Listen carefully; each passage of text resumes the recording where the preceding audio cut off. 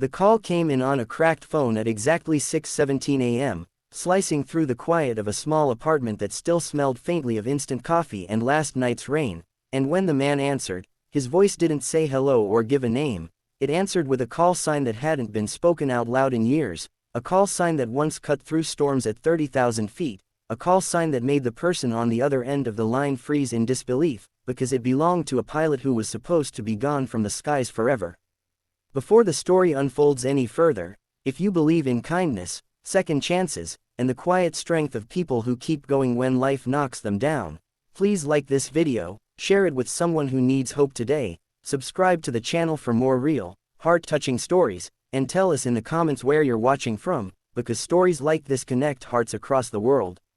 The man's name was Daniel Carter, and at that moment he was not a legend, not a hero, not even someone important in the eyes of the world, but simply a single father standing barefoot on a cold kitchen floor, watching his 8-year-old daughter Emma sleep on the couch because the heater in her bedroom had stopped working again, wondering if the universe had finally decided to stop testing him or if this call was just another cruel trick. Years earlier, Daniel had been one of the most promising commercial pilots in the country, a man trusted with hundreds of lives at a time, known for his calm under pressure and an almost instinctive understanding of the sky, until one night changed everything, a night of mechanical failure, split-second decisions, and a safe landing that saved everyone on board but cost Daniel his career due to injuries, investigations, and the quiet politics of an industry that prefers clean stories to complicated heroes.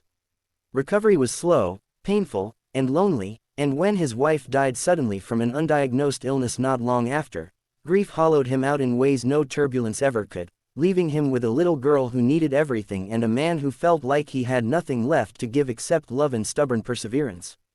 Daniel took whatever work he could find, fixing radios, maintaining emergency communication systems, night shifts that paid just enough to keep the lights on, and through it all he taught Emma to be brave, to listen closely, and to believe that broken things could still be useful.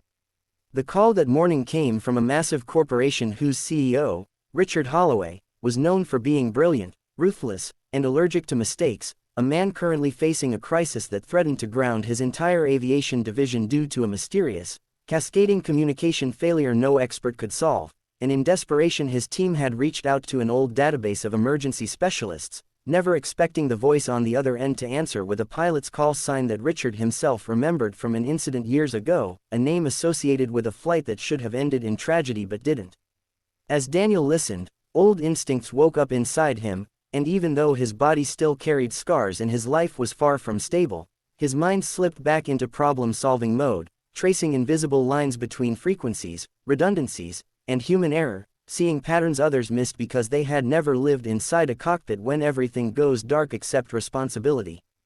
The challenges came fast and heavy, with corporate skepticism, outdated equipment, and the constant fear that one wrong move would expose him as a man clinging to a past he no longer belonged to, all while racing home every evening to cook dinner, help with homework, and reassure a child who sensed her father was standing at the edge of something big and frightening. Slowly, almost imperceptibly at first, things began to change as Daniel's solutions started working, as planes stayed in the air, as systems stabilized, and as Richard Holloway, a man not known for sentiment, found himself reevaluating what competence and leadership really looked like when stripped of titles and polish. The suspense built not in explosions or shouting matches but in quiet moments, in late-night calls, in the weight of decisions that could either restore Daniel's dignity or break his heart all over again, and when the truth of Daniel's past finally surfaced in full, it didn't weaken him, it deepened the respect around him, revealing a man who had already paid his price and kept flying anyway, just in a different way.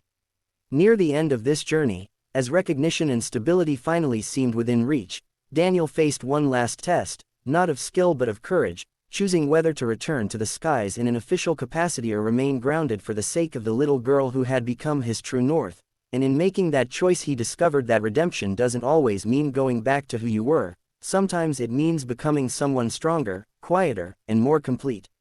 If this story has touched your heart so far, please take a moment to like the video, share it with someone who believes in second chances, and let us know through your engagement that stories of resilience still matter in a noisy world. And just before this story ends, we have a special request for you. Please comment below with one word that describes how this story made you feel, because your words keep stories like this alive and reaching others who need them.